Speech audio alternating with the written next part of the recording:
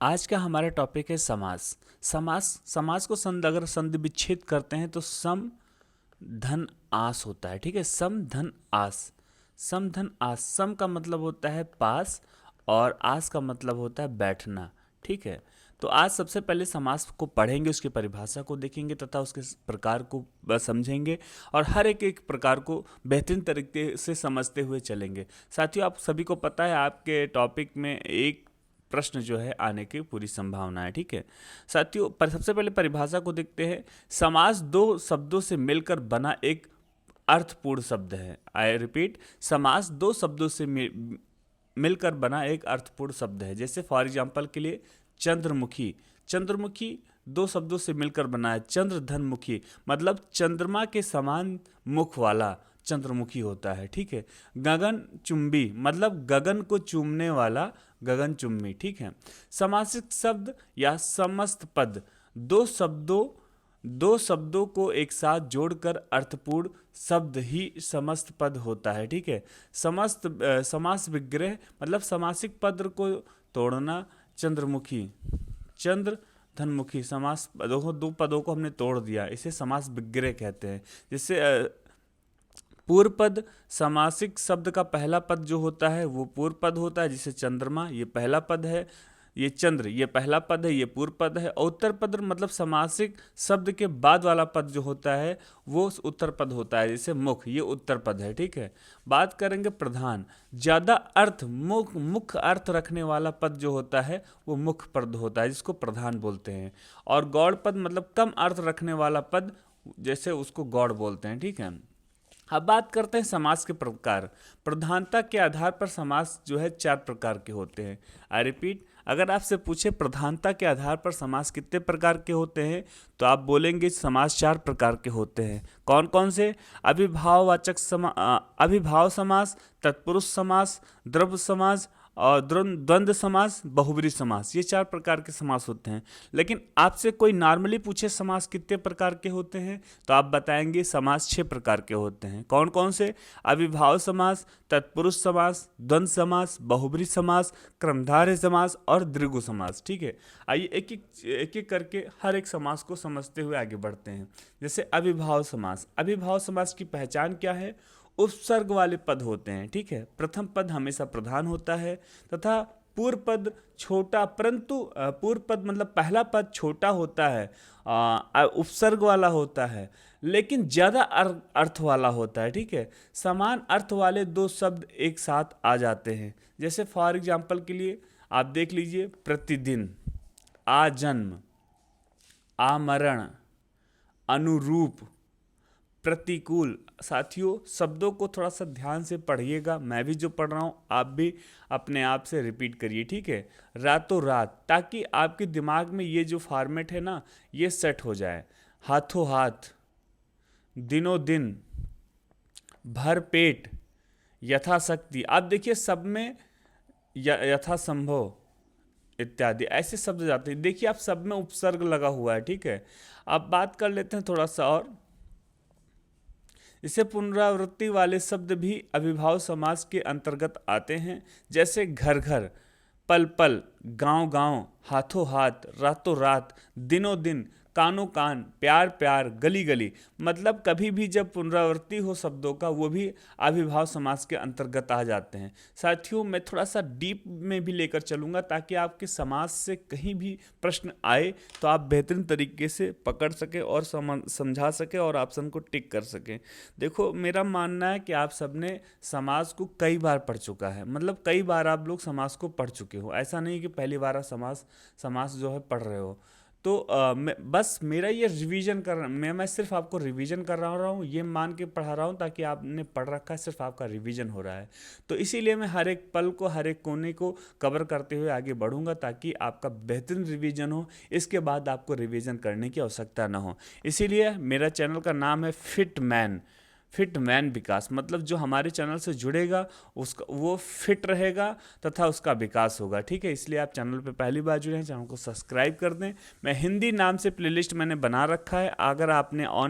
अगर आप आज पहली बार जुड़े हैं तो मैं यही कहूँगा कि आप मेरे प्लेलिस्ट को फॉलो करें, स्टार्टिंग से लेकर अंत तक सारे वीडियोस को देखें, बेहतरीन तरीके से रिवीजन करें। ठीक है, सर्वनाम की पुनरावृत्ति भी हो जाती है, जैसे कुछ ना कुछ, ये किस प्रकार का समास है, तो आप बोलेंगे अविभाव समास है। ठीक है, कोई ना कोई, ये किस प्रकार का सर्वनाम है और किस प्रकार का समास है, तो आप बोलेंगे अविभाव समास है। ठीक है, विशेषण की पुनरावृत्ति भी हो जाती है, जैसे मंद मंद, साफ साफ, धीरे धीरे, खड़ा खड़ा।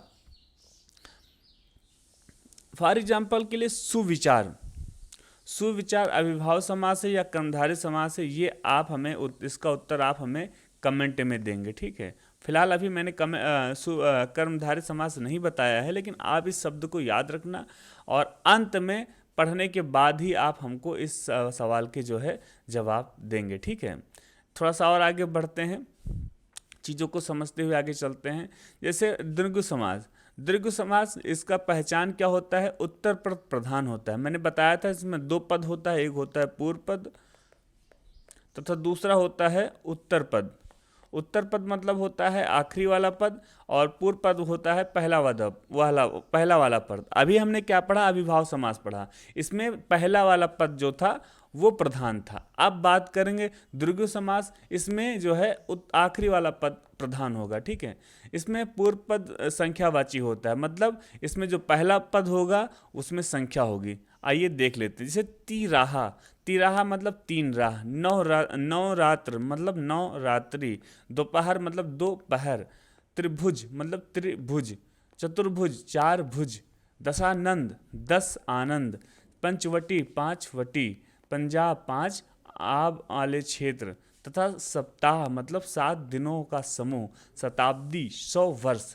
ये सारे क्या हैं, आप देखिए इसमें सभी में संख्या है, 3 9 2 3 4 10 5 5 7 और ये 100, सब में संख्या है। तो अगर संख्या आपको दिख जाए तो वहाँ पर आप तुरंत द्विगु समास लगा देंगे। लेकिन थोड़ा सा आपको एक नोट बता देंगे, अपवाद भी होता है, जैसे 1 2 3 4 5 6 7 8 9 10 20 30 40 50 60 70 80 90 100 1000 इत्यादि शब्द अगर आपको अक्षर दिखते हैं तो वो हमेशा दीर्घ समास होंगे, हमेशा दीर्घ समास होंगे। मतलब जहाँ भी जीरो दिखेगा आपको तुरंत आप टिक कर देंगे दीर्घ समास होगा। लेकिन फॉर एग्जांपल के लिए जैसे आपको 11 12 13 14 15 16 17 18 19 21 22 29 31 39 41 49 68 99 ये सारे शब्द अगर आप, ये सारी संख्याएं अगर आपको दिखें, मतलब ये 44 दिख गया या 98 दिख गया, कोई भी संख्या दिख जाए तो यहाँ पर ये द्वंद्व समास हो जाएगा ना। 4 4 44 होता है, 8 9 89 होता है। तो क्योंकि ये संख्या अलग अलग हैं इसलिए दोनों संख्याओं का महत्व है अपने आप में, इसलिए ये द्वंद्व समास हो जाएगा। ये आपको याद रखना है, समझते हुए आगे बढ़ना है। ठीक है, अब बात कर लेते हैं द्वंद्व समास। अगर द्वंद्व समास की अगर बात हो गई है तो बात कर लेते हैं द्वंद्व समास की जो पहचान होती है, इसमें दोनों पद प्रधान होते हैं। मैंने आपको दोनों पद बता दिया था, पूर्व पद तथा उत्तर पद, इसमें दोनों पद प्रधान होते हैं। फॉर एग्जाम्पल के लिए माता पिता, देखो दोनों पद अपने आप में प्रधान है, माता पिता। ऐसे इसी प्रकार से देखो दोनों पदों के बीच में योजक चिन्हों का प्रयोग किया जाता है। योजक चिन्ह किस तरीके से होते हैं, ये इसको योजक चिन्ह बोलते हैं। ठीक है, जैसे समास विग्रह के बाद दोनों पद के बीच में या और अथवा लगाते हैं। ठीक है, ऐसे शब्द जो अमूमन एक साथ बोले जाते हैं। फॉर एग्जाम्पल के लिए जैसे माता पिता, माता और पिता, सुख दुख, सुख और दुख, भाई बहन, भाई और बहन, रोटी सब्जी, रोटी और सब्जी, अपना पराया, अपना या पराया। ठीक है, भला बुरा, भला अथवा बुरा, लाभ हान, लाभ या हान, खरा खोटा, खरा या खोटा। ये सब क्या थे, ये सब द्वंद्व समास के उदाहरण थे। अब बात कर लेते हैं कर्मधारय समास। कर्मधारय समास की बात करेंगे तो सबसे पहले पहचान को देखेंगे। इसमें क्या होता है साथी, इसमें उत्तर पद प्रधान होता है। उत्तर पद मतलब लास्ट वाला पद जो होता है प्रधान होता है। पहला पद दूसरे पद की विशेषता बताता है। मतलब जैसे पूर्व पद होगा ना, पूर्व पद जो होता है ये हमेशा विशेषता बताता है। किसका? उत्तर पद का हमेशा ये विशेषता बताएगा। ठीक है, इसलिए पूर्व पद की विशेषण तथा उत्तर पद को विशेष कहा जाता है। जो पहला पद होगा उसको विशेषण कहेंगे, ठीक, क्योंकि ये विशेषता बताता है।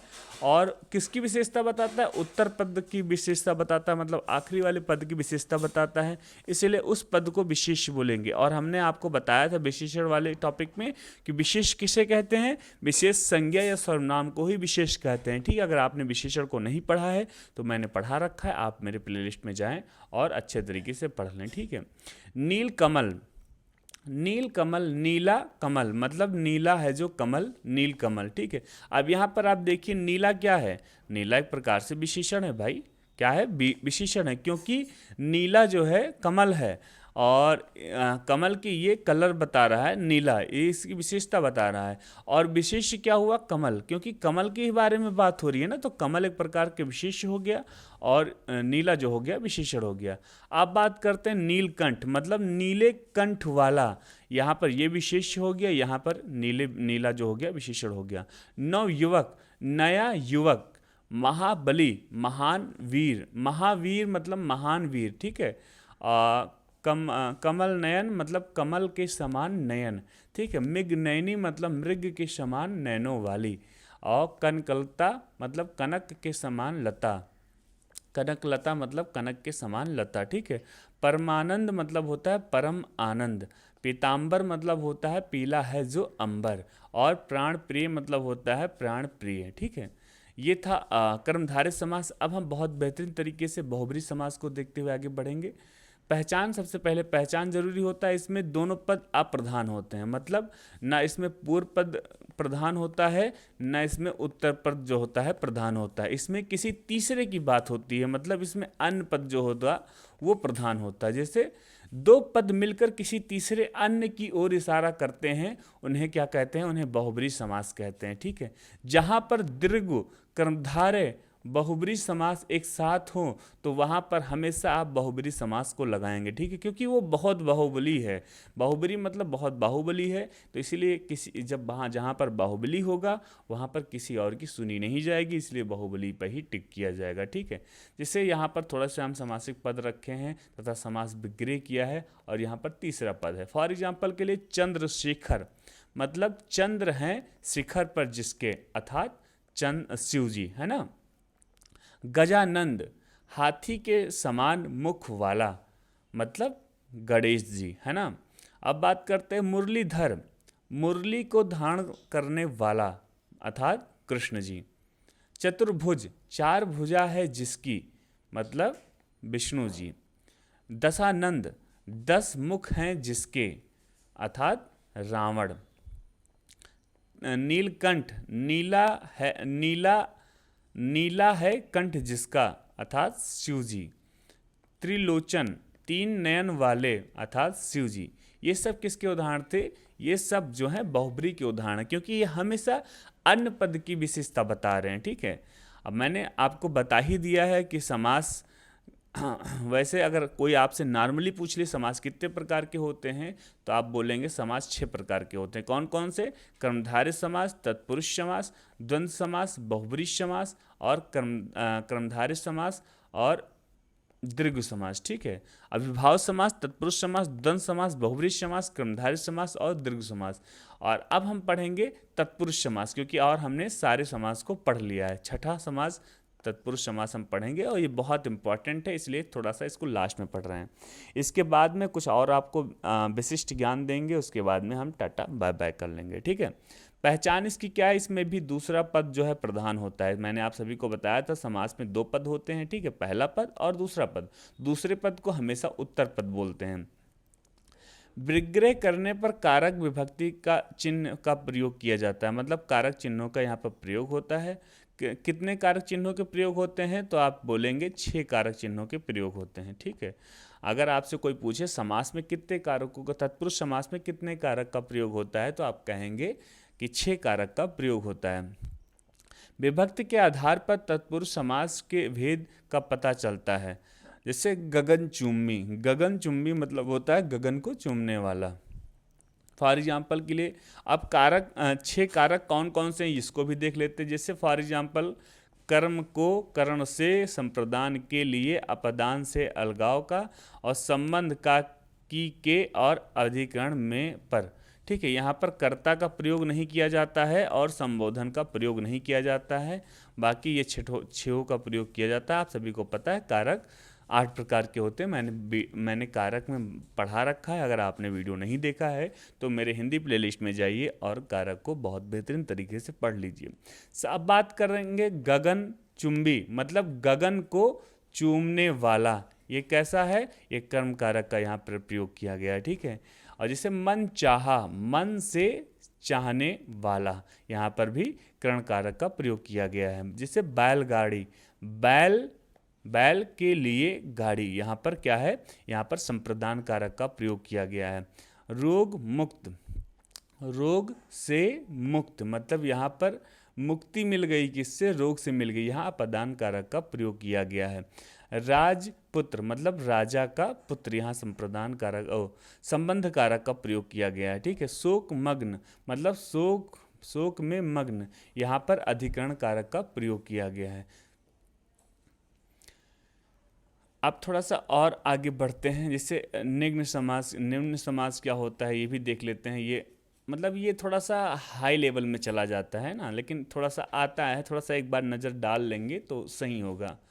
तत्पुरुष समास के अंतर्गत ही होता है ये निम्न समास। जैसे दूसरा पद प्रधान होता है, नकारात्मक दिखेगा। जैसे असत्य, अनादि, नापसंद, अनपढ़, नाबालिग, नास्तिक, नापसंद और अनिश्चित, अनपढ़, इसमें हमेशा नकारात्मक शब्द आपको निगेटिव चीज़ें दिखेंगी। ठीक है, और अलुक तत्पुरुष क्या होता है ये भी थोड़ा सा देख लेते हैं। जिनमें एक विभक्ति कारक का लोप हो, और जिससे खेचर, खे में चरने वाला, आकाश में विचरण करने वाला खेचर होता है। ठीक है, मानसिज, मन से सिज। ठीक है, इसमें क्या होता है, एक और पढ़ लेते हैं, मध्य पद लोपी तत्पुरुष, जैसे जिसमें एक से अधिक पद का लोप हो। जैसे दही बड़ा, दही में डूबा हुआ, ये क्या है, ये तत्पुरुष का उदाहरण है। सत सिंधु, पंच गगन। अब बात करते हैं लायक, नालायक, हाजिर, गैर हाजिर, संतुष्ट, असंतुष्ट, धर्म, अधर्म। समास का शाब्दिक अर्थ होता है संक्षिप्त। अगर आपसे पूछे कोई कि समास का शाब्दिक अर्थ क्या होता है, तो आप बहुत बेहतरीन तरीके से बताएंगे समास का शाब्दिक अर्थ जो होता है संक्षिप्त होता है। ठीक है, और समास में हमेशा समास विग्रह किया जाता है, ये आप हमेशा याद रखना। उसके बाद में मैंने आपको 2-3 पॉइंट जो हैं छोड़ दिए थे, उसको भी पढ़ लेते। ये था कर्मधारय समास के 4 उदाहरण होते हैं। कौन कौन से, विशेष पूर्व पद कर्मधारय समास, विशेष पूर्व पद विशेषण पूर्व पद कर्मधारय समास, तथा विशेष पूर्व पद कर्मधारय समास, तथा विशेषण भय कर्मधारय समास, तथा विशेष्योमय कर्मधारय समास। ये चीज़ें हैं, थोड़ा सा देखते हैं। जैसे फॉर एग्जाम्पल के लिए विशेषण पूर्व पद कर्मधारय समास में क्या होता है, पीला वस्त्र, नीला अंबर, जैसे जिसमें पूर्व पद विशेषण होता है। और अगर अब बात करें विशेष पूर्व पद कर्मधारय समास, इसमें क्या होता है, चरण कमल, इसमें क्या होता है, पूर्व जो पद होता है ये विशेष होता है। ठीक है, इतने फर्क है। मतलब विशेषण जहाँ पर होगा वहाँ पहला पद जो होगा वो विशेषण होगा, लेकिन जहाँ पर विशेष होगा वहाँ पर पहला पद जो होगा विशेष होगा। आपको मैंने विशेषण और विशेष में क्या फ़र्क है मैंने आप सभी को बता रखा है।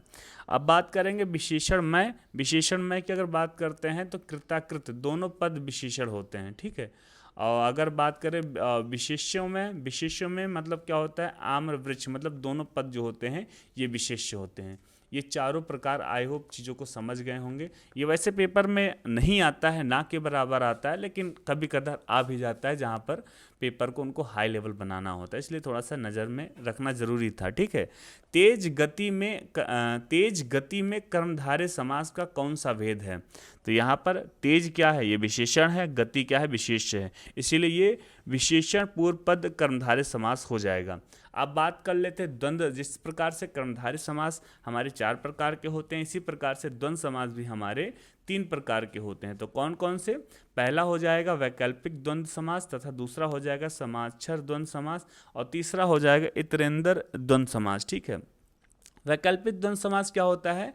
इसमें क्या होते हैं, इसमें साथियों विलोम शब्द होते हैं। विलोम शब्द होते हैं जैसे फॉर एग्जाम्पल के लिए सुख दुख, जीवन मरण, खरा खोटा, भला बुरा, यश अपयश, देवासुर शीतोष्ण, सत्यासत्य, कहा सुनी और ऊंच नीच, ये सब क्या है? ये सब विलोम शब्द हैं। ठीक है, अगर बात करेंगे समाक्षर द्वंद्व समास में क्या होता है, इसमें हमेशा एक जाति का बोध होता है, क्योंकि यहाँ लिखा हुआ है ना समाक्षर, मतलब समान अक्षर वाले। तो जैसे कंकड़ पत्थर, घास फूस, कीड़ा मकोड़ा, पेड़ पौधे, गाय भैंस, रुपया पैसा, चाय पानी, ये सारे क्या है? ये समाक्षर द्वंद्व समास के उदाहरण हैं। ठीक है, एक जाति का बोध कराता है। अब बात कर लेते हैं इतरेत्तर द्वंद्व समास। इतरेत्तर द्वंद्व समास मतलब सिर्फ लिखे शब्द अपना अर्थ देते हैं, जैसे भाई बहन, राधा कृष्ण, सीता राम, 63, मैंने कहा था ना 63, 72, ये सब क्या है? द्वंद्व हैं। ये इतरेत्तर द्वंद्व समास के अंतर्गत आते हैं। तो बस इसी प्रकार से हमारा ये समास जो है पूरे तरीके से पूर्णतः समाप्त होता है। आई होप चीज़ों आप समास को बहुत बेहतरीन तरीके से समझ गए होंगे।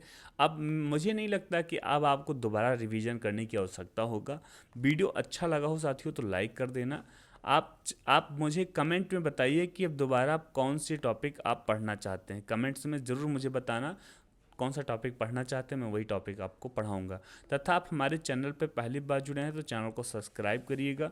मैं महाबली से प्रार्थना करूंगा कि आपको साहस दे, सामर्थ्य दे, हिम्मत दे, ताकि आप मन लगा के पढ़ाई करें और आप बहुत बेहतरीन तरीके से पढ़ाई करें, आपको कामयाबी मिले, जिस वजह से आपके घर में खुशियाँ आएँ। जय हिंद, वंदे मातरम।